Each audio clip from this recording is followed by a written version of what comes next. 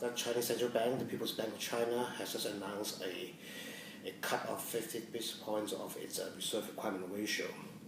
In my view, this is a timely, a bit belated, but a timely and a right policy move, to loosen the monetary policy stance in China for a number of reasons.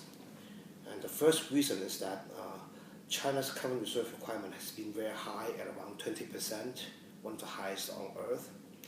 And therefore, there's a need for the People's Bank of China to cut its reserve requirement ratio anyway, regardless of what happens to the Chinese economy.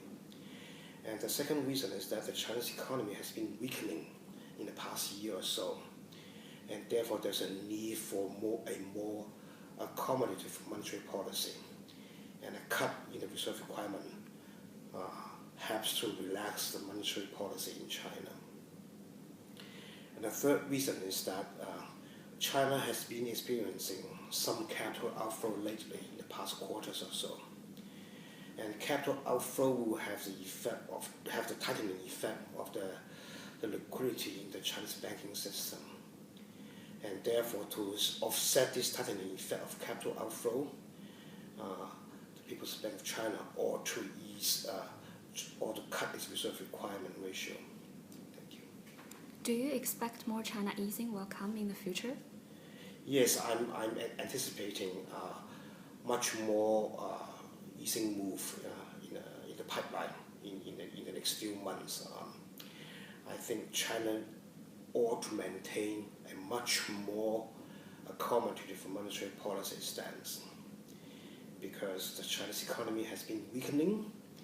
There are many signs in terms of inventory, corporate earnings, and business sentiments showing the economy continue to weaken.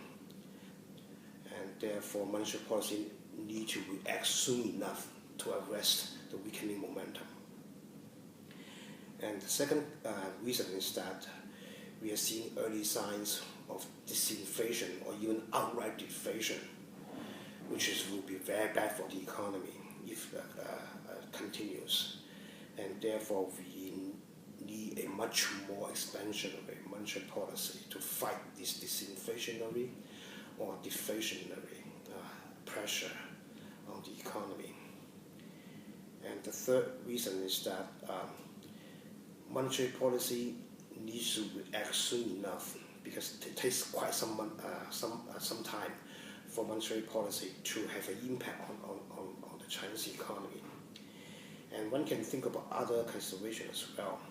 For example, China has been experiencing some de facto fiscal tightening, because the central government has been putting a lot of pressure on the local government to borrow less. Less borrowing by local government means a de facto fiscal tightening, and therefore monetary policy ought to ease to offset some of the contractionary impact of fiscal tightening.